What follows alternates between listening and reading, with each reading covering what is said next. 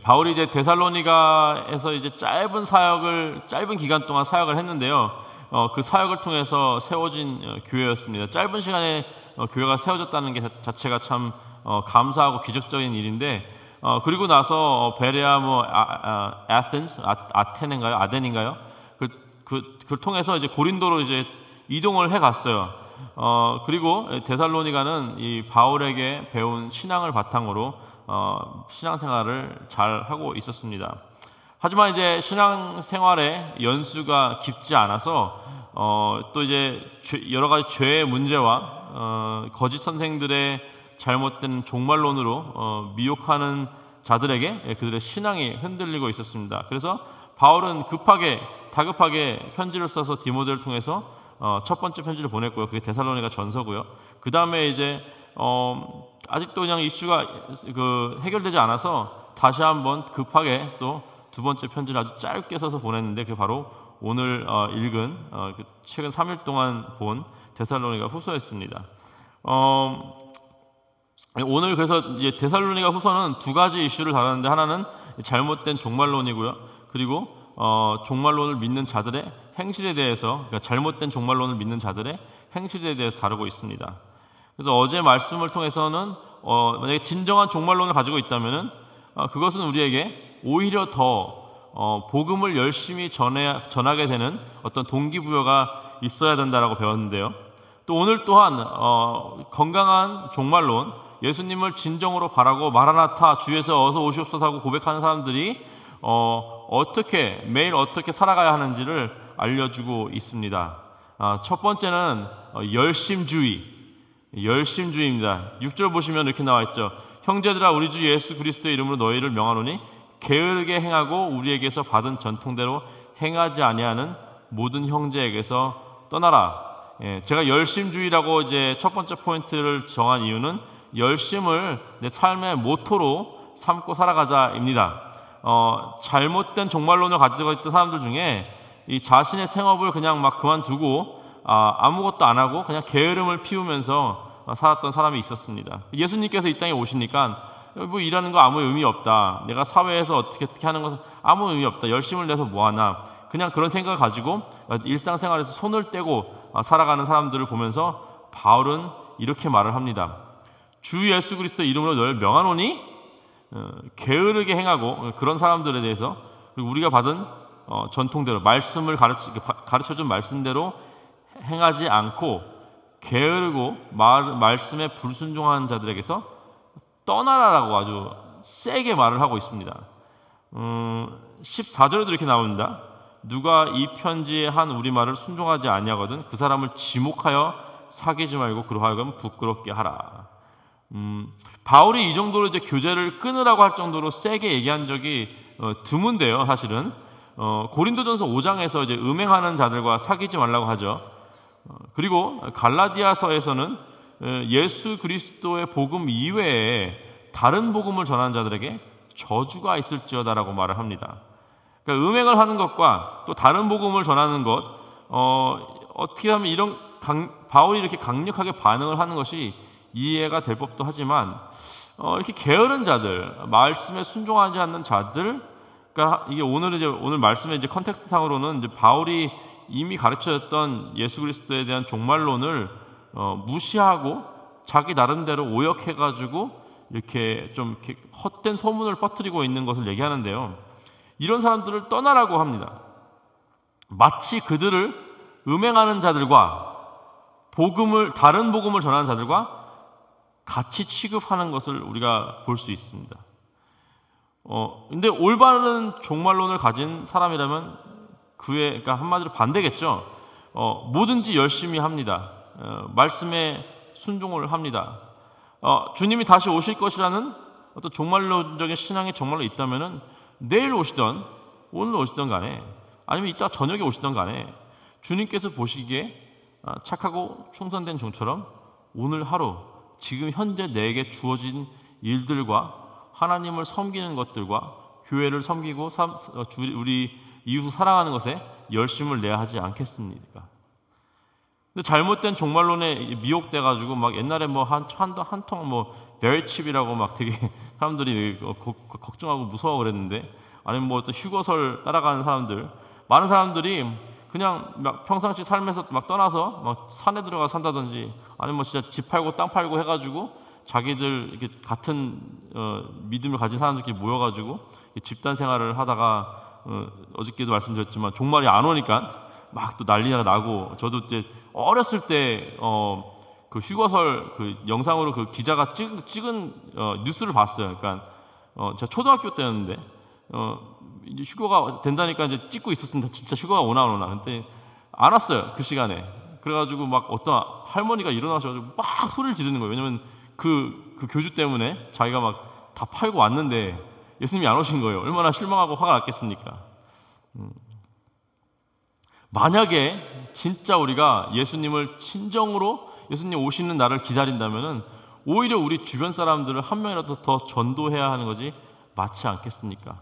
더 열심을 내는 것이 맞지 않겠습니까? 내가 사랑하는 가족이나 친구들에게 오히려 더 다급하게 복음을 전하고, 이런 거죠. 당장 뭐 빌딩에 불이 나가지고 몇 분 있으면 다 무너져 내리는데 나 혼자 나가가지고 나 다행이다 살았다 이러는 게 아니라, 그 안에 내가 사랑하는 가족들과 친구들이 있다면 정말 불길을 뛰어들어서라도 한 사람이라도 더 건져내는 것이 옳은 일 아니겠습니까?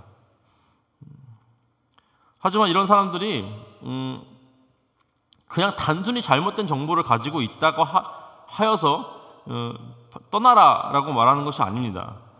왜냐하면 바울은요, 누구보다도 교회를 생각하고 교회를 사랑하고 교회를 소중히 여겼던 사람이에요.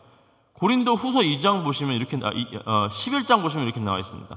내가 하나님의 열심으로 너희를 위하여 열심을 내노니 내가 너희를 정결한 처녀로 한 남편인 그리스도께 드리려고 중매함이로다 라고 고백을 하죠. 교회가 정결하고 믿음이 굳고 예수님만 바라보는 그 모습이 바울이 이게 수고하는 이유입니다. 그렇게 하기 위해서 본인의 삶을 바쳤습니다. 근데 그것을 무너뜨리는 자들이, 그게 어떤 이유든지 간에 오늘 말씀을 통해서는 이제 이런 잘못된 종말론을 통해서 가지고 있고 교회를 어지럽게 하고 또 게으름을 피우는 자들을 이었기 때문에 바울이 그런 사람들을 떠나라라고, 왜냐하면 교회를 어지럽게 하니까 그렇게 명령하고 있습니다. 그렇기 때문에 우리는 올바른 말씀 위에 서 있는 것이 아주 중요합니다. 말씀을 배우는 자리에 있는 것이 중요하고요, 말씀으로 훈련받는 것이 정말 중요합니다. 유튜브 가보면 별의별 거 다 있어요. 그렇죠? 찾아보면 다 자기들 나름대로 뭐 이렇게 해가지고 막 영상 만들고 그러고 있습니다. 그 중에 유익한 내용도 분명히 있죠. 하지만 정말 말도 안 되는 내용들이 정말 많이 있습니다. 여러분, 음모론 같은 거 한번 보기 시작하면 정말 재밌어요. 진짜 재밌고 흥미진진하고요. 그 음모론들 막 계속, 이게 유튜브가 이제 알고리즘이 있어가지고 그 하나를 보면은 비슷한 영상들이 계속 떠요. 그러니까 마치 한 시간 정도 보고 나면은 마치 내가 사람들이 모르는 지식을 습득해가지고 좀 뭔가 특별한 것 같은 느낌이 들어요. 그래가지고 심지어는 이제 그런 걸 모르는 사람도 있다면 그것도 모르냐고 신앙이 좀 안 좋은 것 같은 느낌이 들고, 또 이제 막 목회자들도 이렇게 무시하기도 합니다. 제가 아는 분이 어떤 분이 유튜브에 나오는 그 음모론에 빠졌어요. 가지고 막 뭐 디즈니 뭐 이런 거 막 보면서 막 짜집기 해가지고 어떤 누가 만들었는데 그걸 보고 이제 그거에 빠져가지고 심취해가지고 있다가 목사님한테 계속 이런 걸 이제 이슈화하고 우리 이러면 안 된다 뭐 이렇게 막 하면서 이제 뭐 이런 거 보면 안 되고 이런 거 하면 안 되고 막 이렇게 하다가 목사님이 이제 말도 안 되는 얘기니까 반응을 하지 않으니까 가족을 다 데리고 교회를 나갔다라는 소식을 제가 들은 적이 있습니다. 여러분, 내가 건강한 신앙이 있나? 건강한 신학이 있나는 내가 주님 앞에 얼마나 충실히 그리고 얼마나 열심히 복음을 위해서 살아가는가로 나타낼 수 있는 것임을 믿으시길 바랍니다. 이렇게 게으른 사람들은 자신이 게으른 것으로 끝나는 것이 아니라 이 가뜩이나 이렇게 그 데살로니가 교회는 이제 핍박으로 정말 경제적으로 엄청 힘든 상황이었는데 그 교회에 민폐를 끼치기 시작했습니다. 그러니까 막 신학적으로도 힘들게 하고 영적으로도 힘들게 하는데 경제적으로 어려운 그 교회에 도움이 되기는커녕 그냥 교회에서 이 베네핏만 취하는 그런 모습이 있었죠. 그래서 바울이 이제 10절부터 12절에 이렇게 얘기하죠. 우리가 너희와 함께 있을 때에도 너희에게 명하기를 누구든지 일하기 싫어하거든 먹지도 말게 하라 하였더니 우리가 들은즉 너희 가운데 게으르게 행하여 도무지 일하지 아니하고 이를 만들기만 하는 자들이 있다 하니 이런 자들에게 우리가 명하고 주 예수 그리스도 안에서 권하기를 조용히 일하여 자기 양식을 먹으라 하노라. 네. 자기는 섬기지도 않으면서 아무것도 안 하면서 교회에서 이렇게 와가지고 말 많고 청소 한 번도 한 적 없으면서 교회 이렇게 더럽냐라고 얘기하고 그런 분들이 데살로니가 교회에 있었다는 거예요. 오늘 또 빵이냐 올리브 오일에 빵 찍어서 먹을 거냐 또 우리 양고기 한번 먹어야지 이렇게 한 번도 요리해 본 적 없으면서 한 번도 주방에서 봉사해 본 적 없으면서 이렇게 말을 했던 사람들이 여기 데살로니가 교회에 있었다는 것입니다. 그래서 바울이 점잖게 그리스도 안에서 권하기를 조용히 일하여 자기 양식을 먹으라 하노라 라고 말합니다.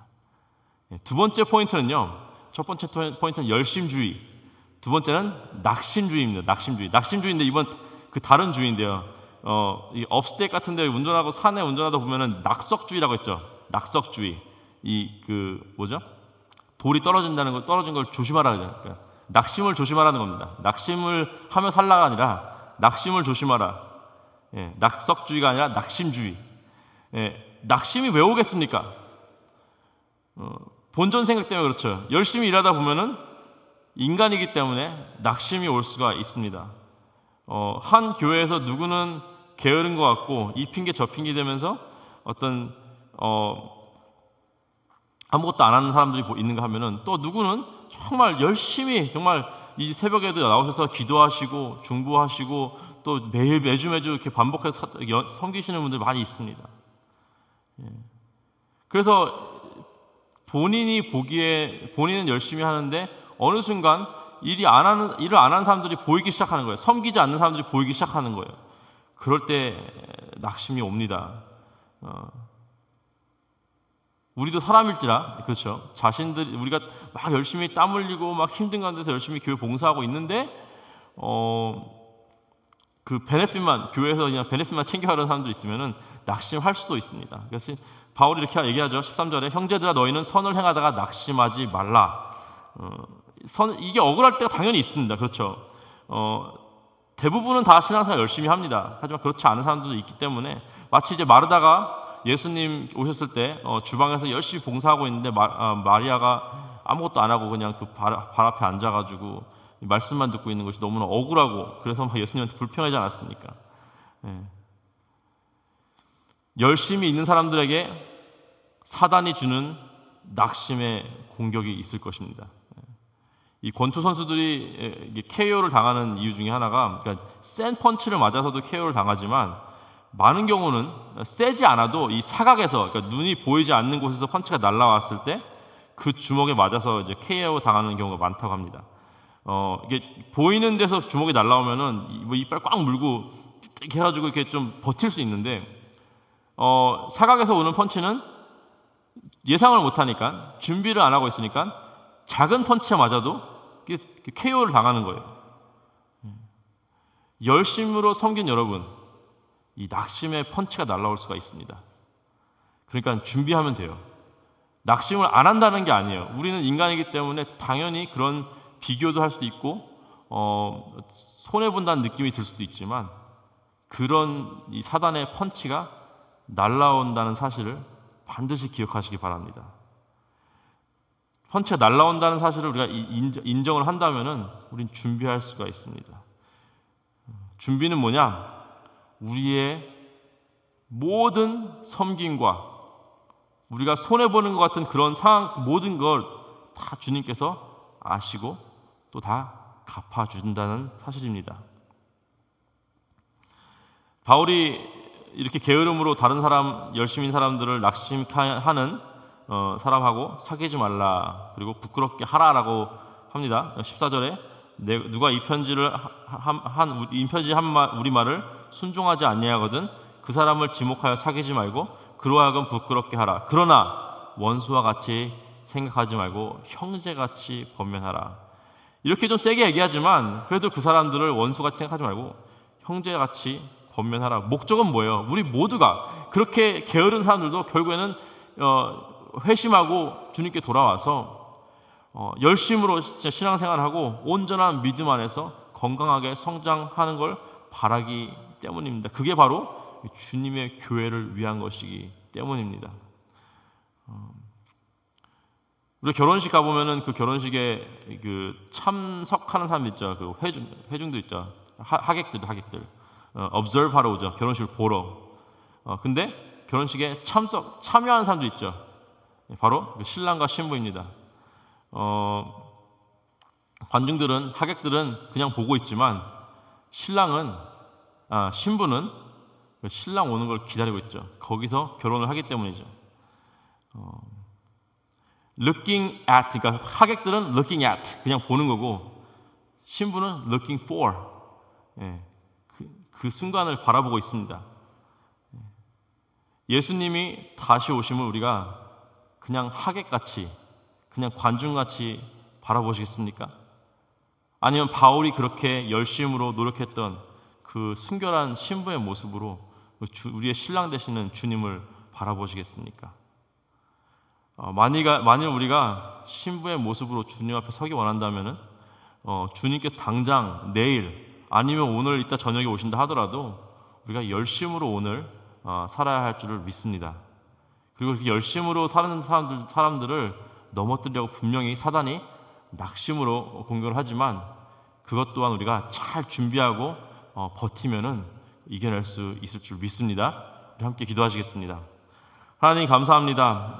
오늘 특별히 또 이 데살로니가 후서 말씀을 통해서 하나님 예수님이 다시 오실 그 날을 기대하는 마음이 생겼습니다. 하지만 그러면서도 그 날을 기다리지만 또 오늘 하루 열심으로 살아가야 한다는 사실을 깨닫습니다.